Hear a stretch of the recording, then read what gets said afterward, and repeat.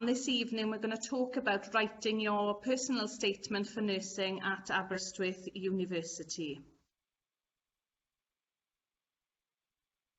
So, like I said, we've got the majority of the team with us online this evening.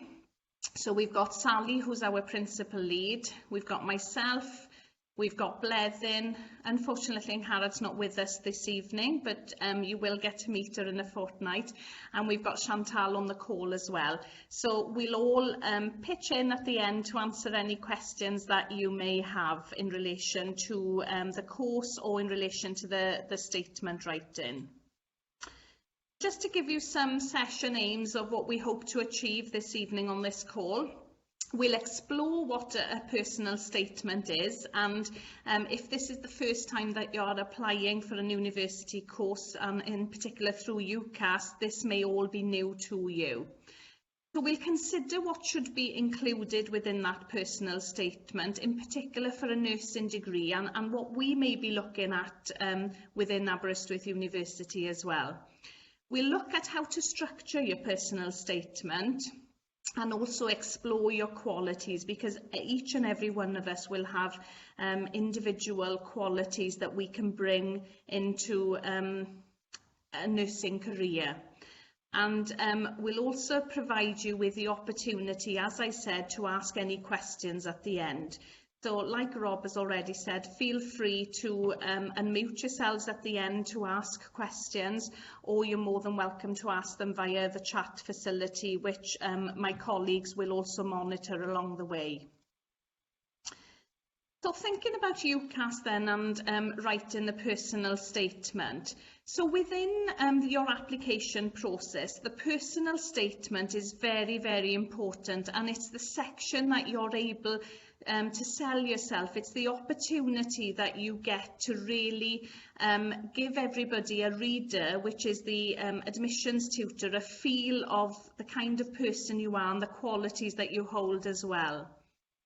So make sure that you think about your career aspirations, and I know when some of you have joined this evening, you've talked about that quite openly already, and that's fantastic. That's really what we want to see within your personal statement as well. Think about the reasons for choosing the course in the first place, and again, some of you have given very valid reasons of why you want to undertake or apply for nursing in the first instance. Think about any relevant background information that you could include within there, and I'll explore that in more depth as we go through the presentation as well. And finally then, think about any interest that you may have or may be involved in. It could even be from walking your dog, or it may be a walk on the beach, anything that you can think of that again will give us a flavour for who you are as an individual. So it's important to consider within your personal statement that you think about having a beginning, a middle and an end to it. So think about how you're going to start that personal statement off. What are you going to tell us that's going to catch our attention within that? We'll explore a little bit and I'll guide you in relation to what you need to think about in the middle of that personal statement and how to end it off nicely as well. Let's think about what we need to include within that personal statement then. And you can see it on the screen there, some pictures of nurses in uniforms as well. So just to make you aware, because I know that we've got some participants tonight who don't reside in Wales, that we have an all Wales uniform policy within Wales as well. So just in case you're wondering what the different colours are within that picture. So the dark green that you can see is for a healthcare support worker, so a non-registered nurse. And then the purple is our student nurses. So every student nurse in Wales will wear that colour while they're out in clinical practice. And then the blue colour that you see there is for a registered nurse. But what I wanted to make you aware of as well is some fields of nursing may not wear an uniform at all. So, for example, I was a health visitor by background, so within that role I wouldn't be wearing an uniform. And in some areas for mental health nursing, where I'm sure my colleague Blevin can talk to you a little about later on at the end, that in some of those roles as well you wouldn't be wearing an uniform. So it doesn't mean that regardless of any field of nursing that you go into, that everybody would be wearing a uniform. So let's have a look then and consider what should we include in the beginning section of a personal statement. Tell us first of all why you're interested in becoming a nurse. But one of the most important things that we'd like to see in that very opening sentence is make sure that you know what specific field that you want to demonstrate your interest in. So whether that's adult or mental health, those are the two fields that we'll be offering within Aberystwyth University. And although Blevin rightly explained to some candidates at the beginning that there's 4 fields of nursing, which are learning disability, child, adult and mental health, we will be touching on all fields of nursing throughout the curriculum. Although we are looking at developing and educating registered nurses within the field of adult and mental health nursing only at present. So make sure it's clear within the beginning of your personal statement which field of nursing you're choosing, rather than saying, I just want to be a nurse, I don't mind which field. So that demonstrates your commitment to that field of nursing as well. So think about the background to your interest. So some of the participants have already noted this evening that they'd experienced some fantastic nursing care themselves or family members. So what's inspired you to become a nurse in the first place? That information will let us get to know you as well. So show your enthusiasm for the subject. You may have read something recently. You may have, there's no getting away from COVID that we're all aware of and we've all been part of. So is it something to do with COVID itself that's inspired you to apply for nursing? So include that information within that introduction for us. And like I said, is it somebody in particular that's inspired you? You can include that information. So think about, have you completed any relevant, it might be some work experience or some courses in preparation for this as well. It may be, I know some of you have said that you're undertaking an access to nursing course currently. So you include that information for us as well. Think about your transferable skills. So sometimes somebody will say, oh, I don't think I've got any, Amanda. And I'll say, absolutely, everybody's got transferable skills. So if that's from caring for a family pet or your own pet, it might be a family member. You may have gone and done some shopping. Think about maybe some of your friends or your family members who may have been in isolation because of COVID. Did you go and pick up some shopping for them and drop it on their doorstep? Those are all transferable skills and form a very important part of your statement writing. It may be that you've undertaken some bar work or cafe work or worked in a shop or restaurant or some voluntary work that you've undertaken. Include all of that within your personal statement. It's really important.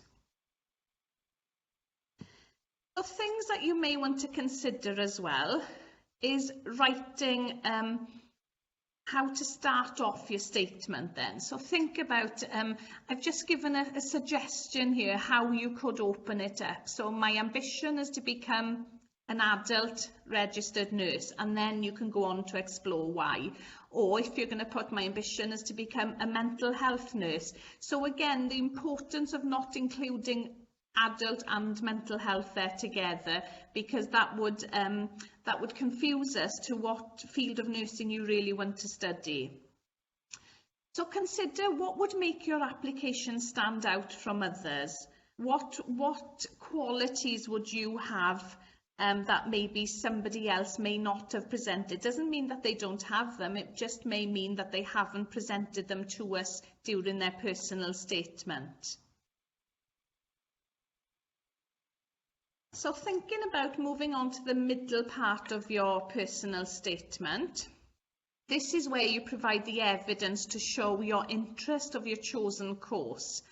So again, you're going to refer to your chosen field of nursing. Think about, have you read anything recently?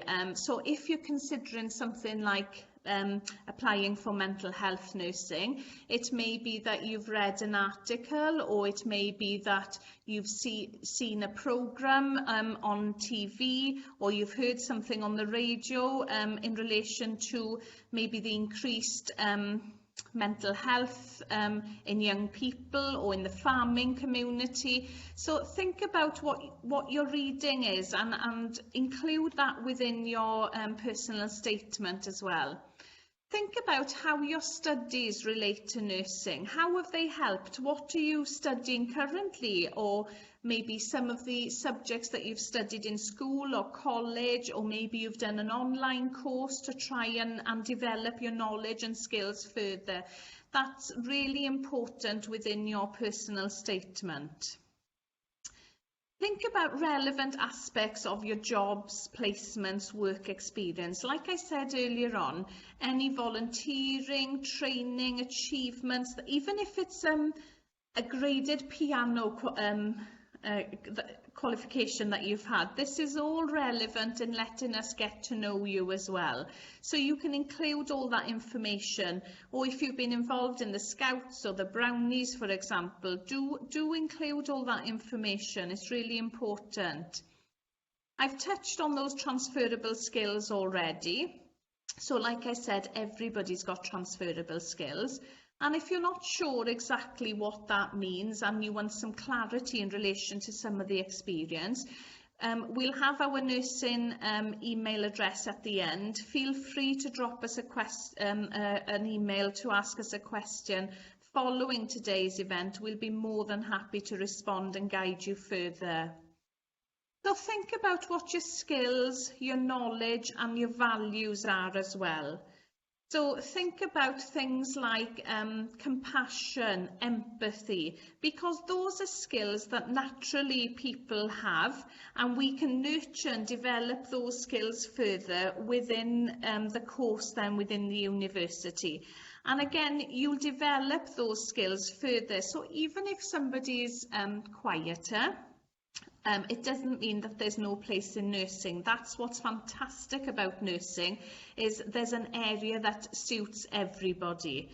So regardless of whether you like the fast pace and want to work in an A&E or an emergency environment, some people may prefer to work within oncology with cancer patients, end-of-life care, for example, where they're quieter and calmer.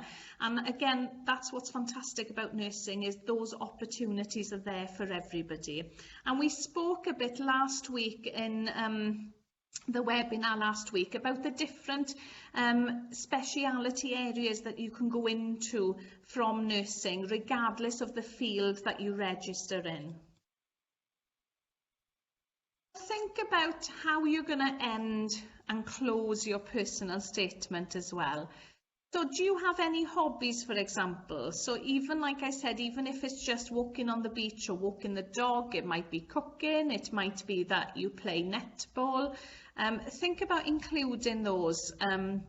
Again, it'll give us a flavour of the person that you are. Any interest that you have, we've talked about charity work or volunteering already. Now do remember that these are not necessities that you have to include. So I don't want people panicking and thinking, oh my goodness, I better go out and do some charity work because that'll look better on my application. Include them if you've got that experience already. I've talked a bit about Scouts and netball, but have you got any leadership experiences? So have you led a netball team or a football team maybe, or any kind of team? It may be that you've organised a committee, for example, or been part of a community committee. All of that is relevant information when we think about leadership skills, because that's going to be a big part of the third year of nurse education for us as well, is around management and leadership. So managing teams, managing your workload as well. And again, these are all transferable skills into your nursing practice. So think about community engagement. Have you been involved in anything there? That might be from supporting an initiative, it might be from arranging an event, it might be even arranging a street party or a friend's hen party. Again, that's all leadership and management styles that you need to organise there. So think about your other successes and your achievements as well. Like I've touched on the piano grading. Have you done some horse riding events, for example? We've had, what have we had? I've had students in the past who have been black belts in Taekwondo, for example. Or have you undertaken a Duke of Edinburgh award, for example? So again, include all this information, which is really important in building you as a person within your personal statement. So what I've got here is just a few tips for you in planning your personal statement, really. So what I've said is avoid rushing your personal statement. So don't leave it until last minute. Try and think of it beforehand. Maybe write some bullet points before you start. So even before you start filling out that application form on UCAS, put some bullet points down on a piece of paper. What can I include in this? Because if we're rushing it and we start typing away, sometimes it's easy to submit an application and then you think, oh, I could have included that. So if you start making those points down, it gives you a kind of plan to work from. So as you're then typing out your personal statement, then you can tick them off one bullet point at a time and think, right, I've included all of those. And it's a kind of checklist for you to go back to as well. What I'd say is proofread it the following day when your mind is fresh. So sometimes we can work on things when we're tired or we're hungry. And it's not the best time. So I know sometimes that I'll write something or type something and I'll think, oh, I'll leave that until I'll go back to it in the morning. And then when you revisit it after your mind is fresh and you've had a night's sleep, I think, did I really write that? And I know when I did my my master's studies, I was a bit like that, typing things at night, and then when you revisit it in the morning and you think, I can't believe I wrote that last night. So the best advice I can give is always go back and read it again. So even if you've worked on it in the evening, park it for the night and give yourself enough time to revisit it again the following day. And like I've said, avoid working on it when you're tired or stressed. Because if we're tired or stressed, we're likely to make mistakes as well. And it's classic, isn't it, when we go shopping in the supermarket if we're hungry and then everything goes into that trolley. So it's kind of that concept where we make mistakes and we want to try and avoid that within your application as well. Just things for you to include then, so just some reminders again. So think about what qualities you could offer the profession. Kindness, caring, compassionate, that you're flexible. So if you need to jump from one area of, say, a ward environment to another area, are you flexible like that? Have you got good timekeeping skills? So if your shift starts at 7 o'clock in the morning, are you able to be there by 7 o'clock in the morning? Because these are all important aspects of being a registered nurse as well, and a student nurse. Do you have good communication skills? Can you just strike up a conversation? Or as my colleagues will probably tell you, Amanda can talk for Wales.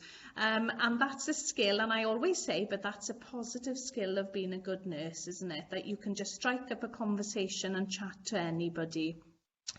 But that's not saying that we'd expect you to be out there.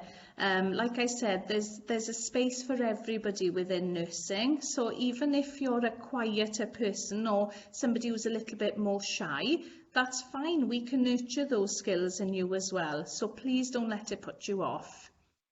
So think about what inspired you to apply for nursing or to become a nurse, and some of those lovely stories that we've heard tonight already of some participants on here who have been inspired by nursing care already.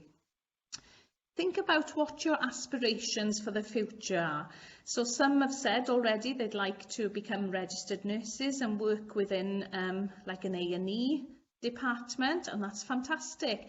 So maybe you're not sure yet of what your aspirations would be, and that your aspirations at the moment is just aiming towards becoming a registered nurse.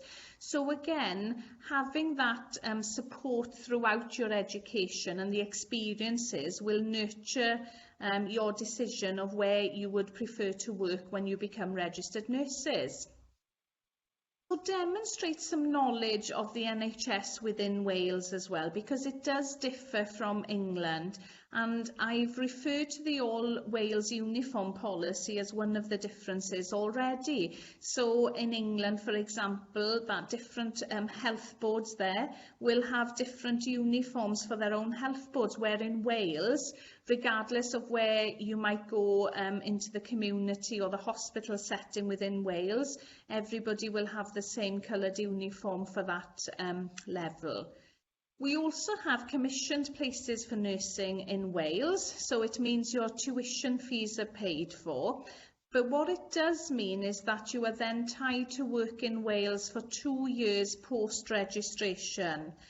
So if you decide and you're successful going through the student selection process and that you meet the entry requirements for Aberystwyth University, then you will be expected to stay and work as registered practitioners in Wales for at least 2 years post-registration. So think about your style and flow then. So what I've got there is avoid going off track. So keep focused in relation.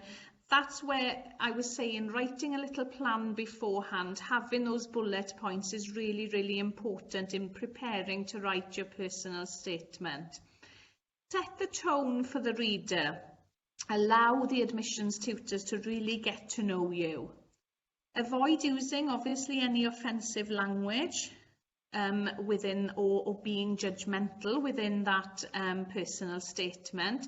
And avoid any text speak or local slang terminology as well. So, and I have seen this, things like you too, okay mate. So avoid that kind of terminology, because for somebody else who's reading that might not know specifically what some terms mean. So again, we're thinking about what makes your personal statement stand out to those admissions tutors.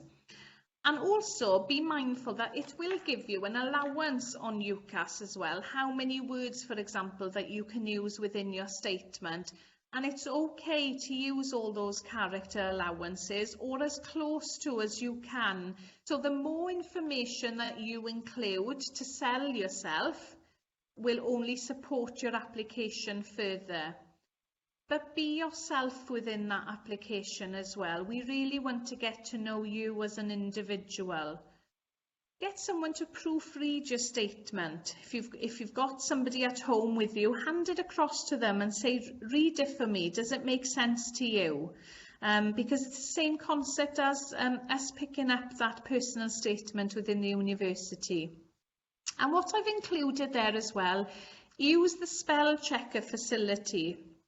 So if you're typing something up beforehand, maybe in a Word document, there's that spell checker facility. So if you're somebody who sometimes misspells a word, or if we're typing too quickly, sometimes we can make a mistake. So make sure that you use that spell checker facility so that it picks it up before you submit that application. And make sure you reread through it before you actually submit it as well, because sometimes we can just pick something up. It might be just a typo that we've hit the wrong key, for example. So I've come to the end of the presentation this evening. So thank you very much. Diolch yn fawr for listening. And what I'll do, I'll stop sharing my screen, but what I've got up there is the nursing inbox email address. So like I said earlier on, feel free to drop us a message if there's a specific question or a query that you may have. And we do have some community and events and nursing taster sessions coming up over the next few weeks. And if you are within the area, you'd like to travel down, then feel free to drop us a message and we'll be more than happy to share those dates and times with you.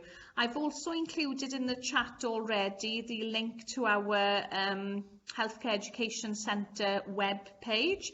So there's a wealth of information and some videos and some people you may recognise on those videos as well. So do have a look, and I'd like to hand the floor over to you guys really to ask some questions. And I've got my team with me and we'll be more than happy to unmute ourselves so that you can ask some questions.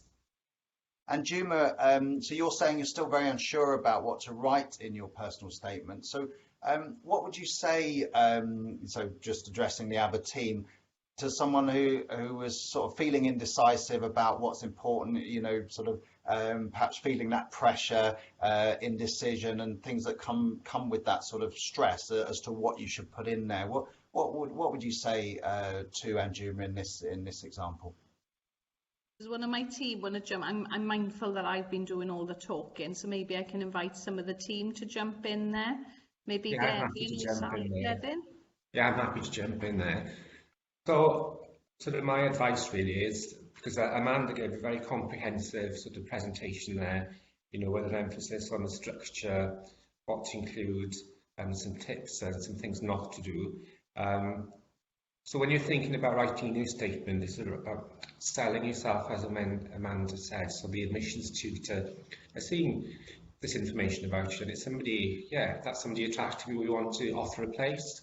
So you're saying after the presentation, you're still feeling a bit unsure. So in the chat there, it says the link's going to be to maybe watch it again in a few days' time when it's available.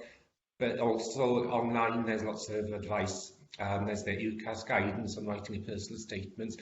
So perhaps it's taking some time to do a bit more reading and research.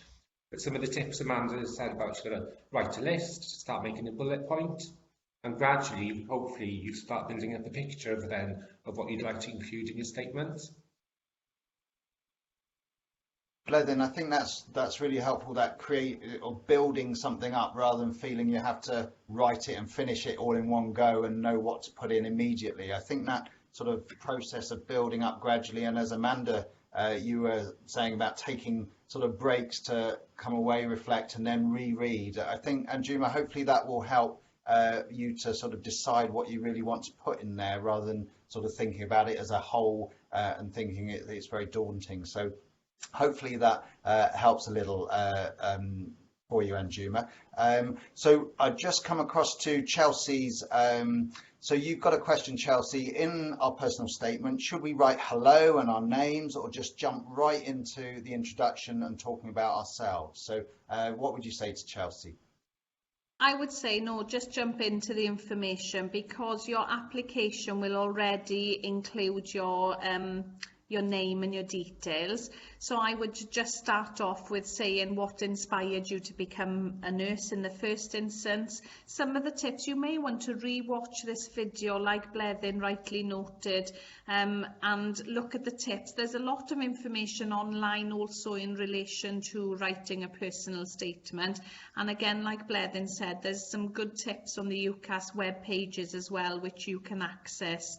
And I would just start writing about maybe what inspired you to become a nurse in the first instance. Brilliant. Thank you very much. Thank you for the question, Chelsea. Thank you for Kylie and Sally for adding your comments on sort of good resources to access as well. So Ellie is asking, if you haven't completely decided what field you want to go into, how would you go about that in a personal statement, e.g. if you're not sure whether to do midwifery or pediatrics? What would you say to Ellie in this situation? Yeah, absolutely. So, Ellie, that's a good question actually. And if we think about it, midwifery and pediatrics are two totally separate professions. So, whichever one you decide to apply for, again, the same principles would apply that I started off the presentation with, that you would need to make it clear within your application which programme that you're applying for, because with midwifery and paediatrics the numbers can be far less than maybe what adult fields or mental health fields are, for example. So you really need to make that application or that personal statement stand out. What I would say is maybe you can have, again, Sally's put the link in to the Nursing and Midwifery Council website, so you may want to have a read and a look around that in relation to midwifery as well, and have a look at the colleges or the universities who maybe offer paediatric nursing. I did paediatric nursing by background, so again, have a look at each and every university of what they offer, how their courses are set up as well. But I think the most important thing is to go along, if you are able to go along to those open days, meet the teams, go to any talks that they have in relation to those specific departments. So if, for example, an university has a talk around children's nursing, go and attend that and see how you feel. Do you feel it's an area that you feel you could study in? Do you feel that you're warming towards the team, or do you like the team, for example? Because they are very important aspects of considering which university you want to study in. Great, thank you, Amanda, and thank you, Ellie, for your question.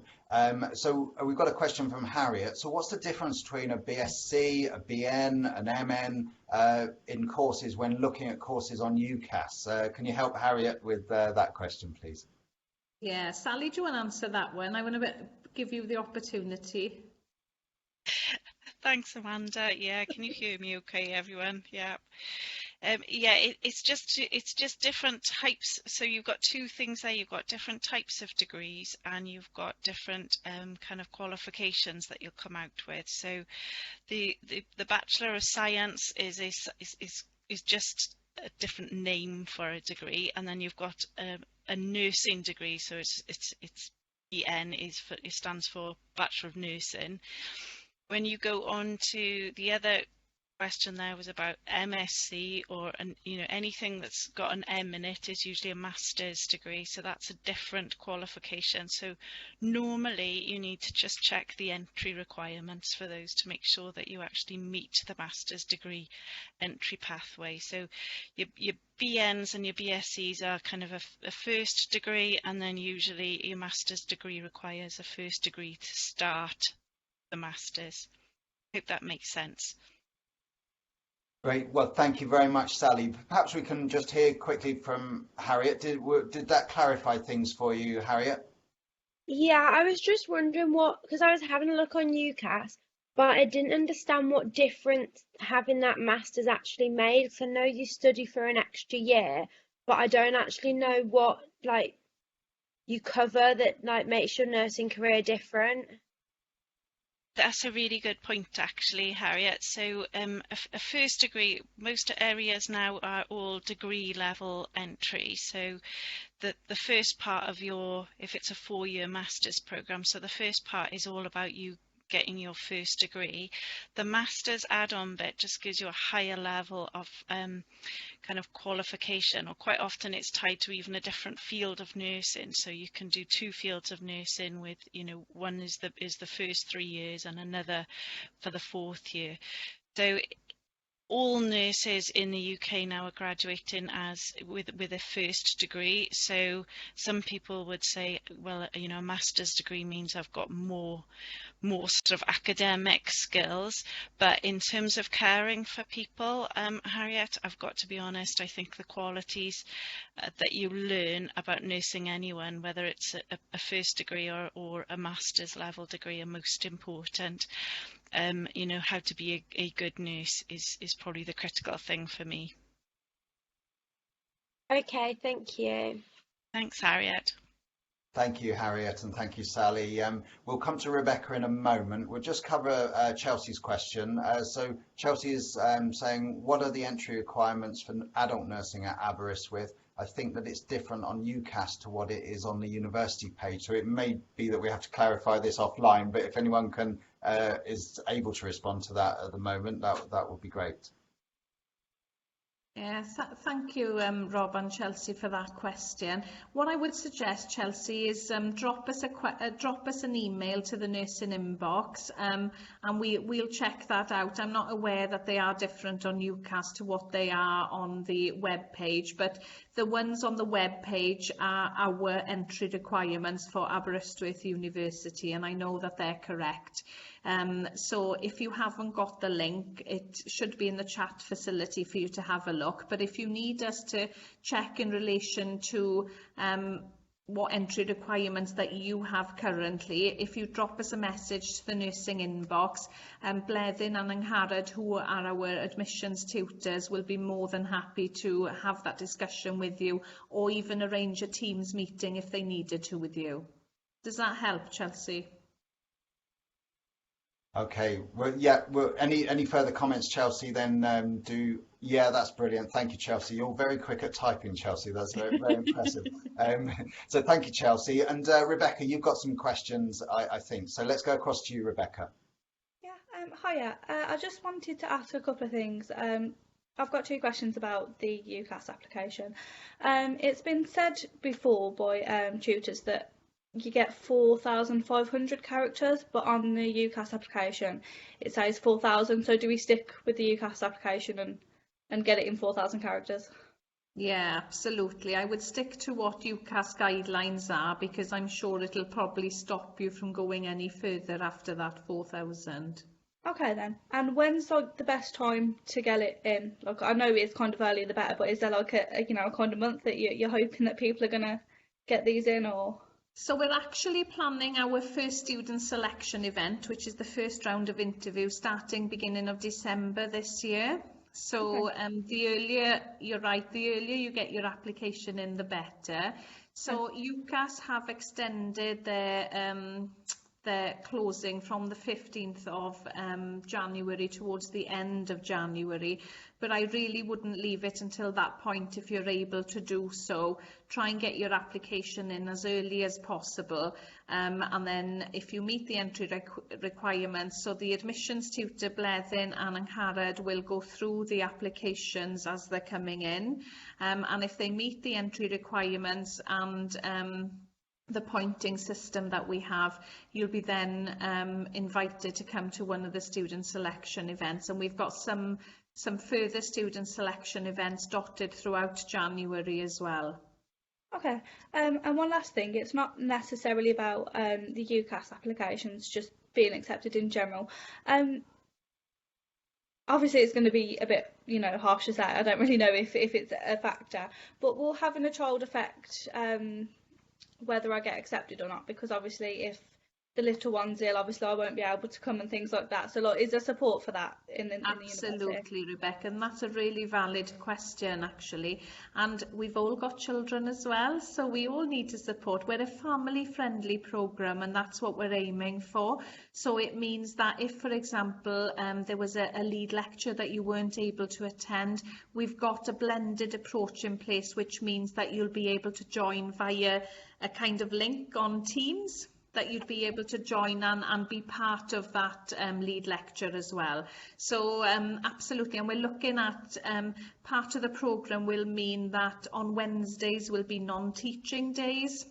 So we're looking at them as reading days or well-being days for the students, and we're looking at starting our kind of teaching a little bit later and finishing a little bit earlier in the day, so that we can support people who have got care commitments as well. Okay then, okay. Thank you for your help. Thank you. Rebecca, thank you so much. William is asking, and I think, Harriet, you've sort of confirmed this, but we might get final confirmation from the team at ABBA. But I'm in year 12, so I will be applying for the 2023 course. Would the application deadline be roughly the same next year, or same time next year? Yeah, they should be. They're around the same times each year. So I don't know the dates as yet offhand, but they're usually around the same time each year. UCAS applications will open in September and then they'll close in January. Brilliant, thank you, and thanks for the question, William. Harriet, you've got a question to ask as well, so let's go across to Harriet. Thank you. So I was just wondering, when you do like the dual registration and you can do like adult and mental health, if you just do adult, do you still sort of like cover mental health? So I know like mental health like comes alongside like everyone anyway, and I was wondering if you'd still be able to support your patients with their mental health if you don't have the mental health nurse qualification, if that makes sense. Yeah, absolutely. So what we've planned within our curriculum is that for the first year of the programme, all students, so both adult and mental health fields of nursing, will do exactly the same curriculum for the first year. Then in the second year, you'll become field specific, so you'll kind of specialise within your fields. And then for third year, all students will come back together again and focus on compassionate leadership and management, because we know that regardless of the field that you may be working in, whether it's adult or mental health, those pathways cross continuously. So if, for example, you were working within an A&E department, then if somebody's got a mental health illness, they may present within that A&E department. So we need to be able to provide students and educate them to have the skills to manage in whichever area that you go and work in. So you may decide to go and work in a GP practice, for example, and again, you could be caring for service users or patients with mental health illnesses or acute or chronic illnesses as well. Does that answer your question? Yes, thank you. Excellent, thank you, Harriet. We'll take one final question. I know you've got a question, Sarah, so we'll have this as our final question as we're coming very close to time. But Sarah, let's hear from you. Yeah, actually, it was somewhat based off Rebecca's question in that I've got a few like mental health issues myself, and would that affect the application, and would there be support for that? Absolutely. So as part of a nursing application, if you're offered a place, then every student completes a health questionnaire and also a DBS, a disclosure and barring. So whatever level of mental health illness that somebody has or support that they required will be assessed on an individual basis for everybody, and then we can have that discussion with that candidate as well in relation to what support is needed, and if we need to escalate it further for any reason, then we can do that to ensure that you are supported throughout. We also have, within Aberystwyth University, we have a student support department as well. So if you needed that additional support, and it's available to any student, then you'd be able to access that support as well as your personal tutor. So all of us as academics will be personal tutors for students as well. So we may be your first port of call if you had any concerns or issues at all. But you will be supported within your clinical placements, so your practice placements as well. There's additional support there from practice assessors, practice supervisors, but also there's practice education facilitators who are all registered practitioners as well, who can support you whilst you're out on your practice placements as well as your personal tutor. So you would never be left in isolation at all. And we'd encourage all of our students to be open and honest as much as possible. So if you felt you were struggling at all, come and have a chat to us. Okay, thank you very much. Thank you for joining us. Amanda, is there any final thought you'd like to leave the audience with today?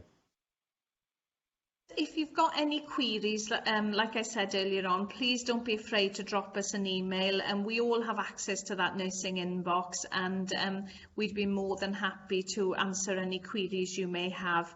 And if like I said, if you live within the locality or you want to travel down to one of our nursing taster sessions or open days, we'd welcome you with open arms. And if you do come and see us, please come forward and introduce yourselves that you were on one of our webinars. We'd love to meet you.